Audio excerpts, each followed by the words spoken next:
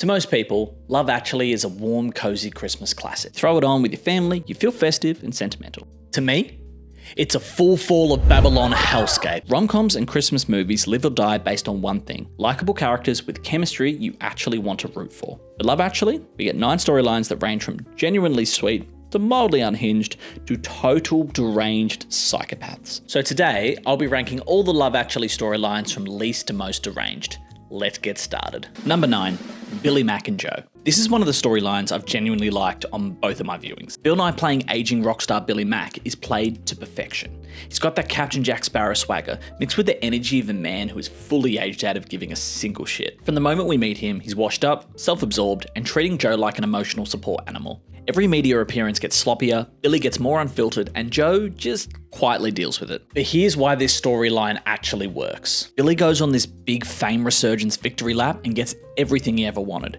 and realizes the only person who's stuck by him through all of this is Joe. Not all the extras in his life as a rock star, but Joe has been there for everything. It's the only plotline where the relationship has actual chemistry, actual growth, and you can see the life they've built together as they reminisce. It's the one storyline about platonic love, which is not focused on nearly enough in this film or films in general. It's such an integral and important part of our lives, and I know speaking from experience, my life wouldn't be nearly as good without it. Under all the insults and chaos, these two genuinely care about each other, and their lives are better off because of it. We love a healthy, happy bromance, both the best storyline and the least deranged. A1 for effort on this one, Love Actually. Great hustle. Number 8, John and Judy. We love some unproblematic kings and queens. Martin Freeman and Joanna Page play 2 body doubles filming a stand-in sex scene, which sounds like it absolutely shouldn't work, but somehow becomes one of the sweetest stories in the movie. Martin Freeman absolutely shines here. He plays John with this gentle, over-polite energy where he's constantly trying to make Judy comfortable. Despite the awkwardness of the situation, these two have a really natural, believable spark. It's one of the only storylines in the film where the romance grows naturally and doesn't feel forced and like it shouldn't be happening. You don't see them much, but every time they pop up, it feels like a tiny breather from the chaos. A wholesome palate cleanser between the questionable behaviour of everyone else in this film. Number 7,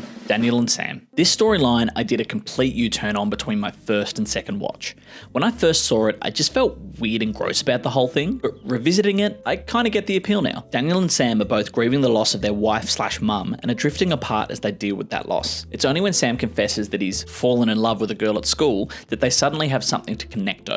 And honestly, watching them get closer and plan out this ridiculous mission is pretty wholesome. Also, learning the drums is never going to be a bad life choice. That's a win. But here's my issue with this storyline, and honestly, I might be being a dick here, but maybe, just maybe, telling a kid to pursue a girl with the intensity of Tom Cruise running isn't the healthiest advice on earth. It's a trope used in Hollywood time and time again where parents and grandparents give advice to kids to never take no for an answer. They'll say whack shit like, "Your granddad stalked me home every day until I agreed to go out with him." Nan. Blink twice if you're not okay. So yeah, probably a nitpick, but I always feel a little bit weird about it. And one last thing that really pisses me off so much, this film started principal photography in 2002. So in a fully post 9/11 world, they wrote, filmed, and edited an airport scene showing airport security going full Stevie Wonder. Sam's dad says, "Fuck it. I know she's going on a plane with her parents and declaring your love is going to be really uncomfortable, but I'ma send you out like a little attack bomb." Honestly, there's no need to plan a terrorist attack anymore because you can just send a lovesick child off to do your dirty work, because apparently the writers forgot what year it was. So in my eyes, yeah, it's still pretty deranged. But you know what? It's still cute. It still works as an enjoyable storyline, and for that reason, it's ranked 7th. It's just a weird movie trope, and I'm probably being way too picky about it. And I just want to say, if the rest of the film were as nice as these 3 storylines, we would have had a really enjoyable Christmas film. But unfortunately, that's not the case. Number 6, Sarah and Karl. Now we're getting more deranged and this film starts pissing me off. It starts really straightforward. Girl, lusts after boy, office romance, unrequited love, totally normal rom-com territory. I'm not going to take points off because office flings are a thing that happen, but if I can give you any advice from the 29 years I've had on this planet. Don't fuck your coworkers. Hey, don't fuck your coworkers. Don't fuck your coworkers. Hey, don't fuck your coworkers. Sarah and Karl have this really short will they won't they, and when they're just about to go to Pound Town, the movie swerves into introducing her brother who suffers from mental health issues and is currently in a psych ward. From this point on, Sarah, she barely appears. There's no real emotional arc, no resolution, and Karl basically vanishes off the face of the planet. I've got to be careful with how I word this, as I've got people in my life who care for loved ones with serious mental health challenges. I know all the hard work and love and dedication that goes into it. Honestly, support networks don't get nearly enough credit for all they do. But they also have full, meaningful lives outside of caregiving. Instead of showing her balancing finding love, managing family responsibilities, and who she is in the middle of that, which would have actually been interesting, it reduces everything to she can't date because her brother exists. Her brother also isn't presented as a full person, but we do not have enough time to get into that. This is why the 9-person structure just doesn't work. We spend way too much time with the people we don't want to, and a fraction with the ones that could have been interesting. It's not that the concept is bad, it's actually one of the more interesting setups in the movie. It's just written so thinly that everyone feels like a sketch instead of a character. How dirty they did everyone in this and the weird implications it gives people with mental health issues, this is why it landed at number 6 for me. Promising, but completely fizzled out. Number 5. Jamie and Aurelia. Now we're smack bang in the middle of the fine to completely deranged scale. Jamie is newly single after discovering his partner is cheating on him with his brother.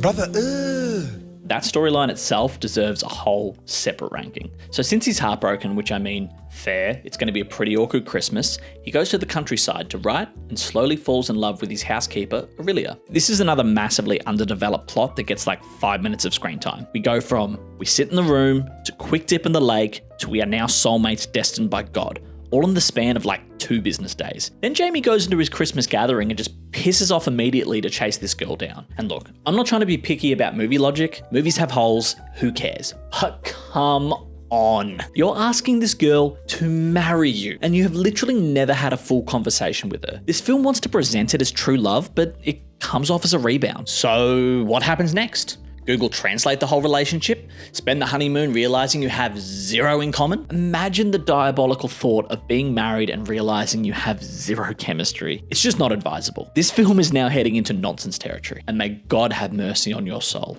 Number 4, Harry, Karen, and Mia. Here we go. We're in the final 4 and fully tipping into crazy territory with Professor Snape, Karen, and Mia. Let's start, ironically, with Harry as a character. We first meet him as he's planning a Christmas party, where he casually mentions to one of his employees, avoiding a colleague if you don't want to get fondled.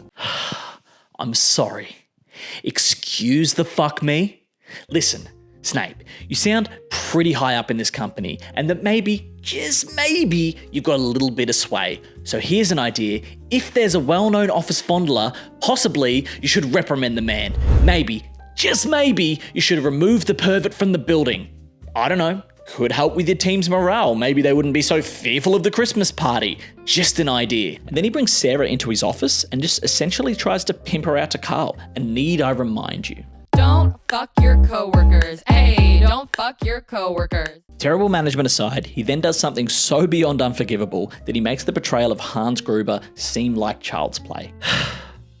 He cheats on Emma Thompson. Emma fucking Thompson. You don't even think about cheating on a queen like that. How dare you? I will give credit where credit's due. Out of all the deranged storylines, this one actually kind of works. The film doesn't try to paint him as a good person. He's meant to be in the wrong. It is implied they stay together, which sends me fucking bonkers. But this film acknowledges he's a flawed, shitty man. And also, the Rowan Atkinson jewelry scene, honestly, the best moment in the entire film. Complete aside, but has to be said. So yeah, as a character study, it works. As a human being, Harry, it's beef on sight. You get number 4 on the deranged list for what you did to my queen, Emma. All right, we made it.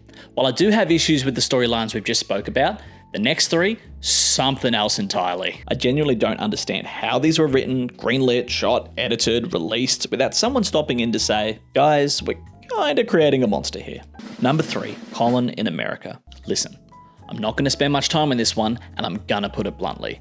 Colin is an annoying prick of a character. He's creepy, sleazy caricature who is beyond unlikable from the moment he opens his mouth. I know this is meant to be a silly comedy. I'm probably taking this too seriously, but I just feel bad for every person who has to share airtime with him. He's barely in the plot, but somehow feels like he takes up half the movie with how grating he is. Colin starts the film a prick, gets rewarded for being a sleazy prick, learns nothing, ends the film a prick. Apparently Americans only need a British accent and zero personality for the men they date. A complete waste of screen time, nowhere near as funny as the writers thought. On to the next one. Number 2, David and Natalie. This fucking man is a monster, and this storyline is just plain weird. On paper, this is meant to be the main romance. In reality, it's a walking HR violation starring Hugh Grant, playing Hugh Grant. David is the Prime Minister, but lonely because he can't balance a relationship and running the country. He meets Natalie and instantly falls in love with her, which could be cute, but is overshadowed by the film's obsession with calling her fat. Is the fat person in the room with us? Her ex says it, his staff says it, the actual president of the United States says it. I don't know, I got this crazy idea. If you wanted to do this storyline, cast a plus-size actress. Instead, every single character acts like Natalie's going to feature on My 600-Pound Life, and we all can see it's not true. David, for all of his incredible flaws, rejects the idea that she's morbidly obese and starts getting to know her. He then sees something weird with the president and immediately goes into hero mode. Good for him. Nice little moment. But then after that happens, he has Natalie removed from his staff. My brother in Christ, you just made a speech scolding the president about this, and then you fired her. And it's Christmas time. It's implied that she gets moved elsewhere in the department, but reality is she's probably jobless now. You kneecap this girl financially that you're supposed to love. My dude, what are you doing? He then tracks her down, nonsense happens, this big romantic moment, whatever. And then he whispers to her.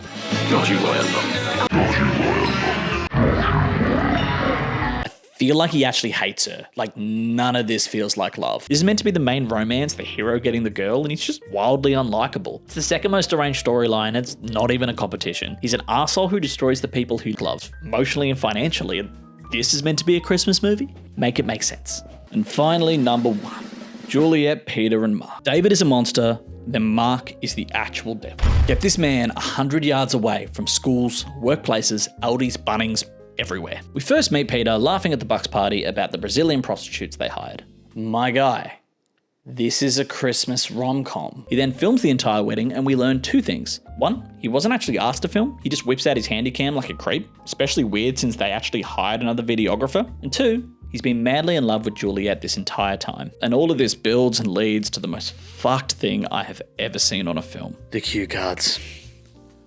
The fucking cue cards. He confesses to love his best mate's wife, telling her that it's carolers at the door so she doesn't know what's happening. Firstly, you are a terrible friend. Secondly, the cue cards are so full on. Where do you even find cue cards like that? What if Peter had answered the door? Hey man, sorry, just declaring my eternal love to your wife. Merry fucking Christmas. And Juliet's reaction. Does she scream, call the police, throw a shoe at him? Nope, none of that. Absolutely fucking none of that. She kisses him. This breaks the scale. It's 147 out of 10 in levels of cooks and tops the list. Ban this man from every Christmas going forward. And Juliet, just a word.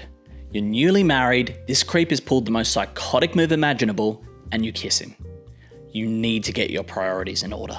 So in conclusion, this movie breaks my brain. I don't honestly understand how it's a Christmas classic, but hey, if it brings you joy, sick. No judgment here. Not everything needs to be sane. Christmas is a wild, weird time of year. Differing opinions is the beauty of this little art form we call film. So yeah, thanks for watching. Let me know your favorite Christmas movie. Let me know what I should watch and review next. And yeah, Merry Christmas.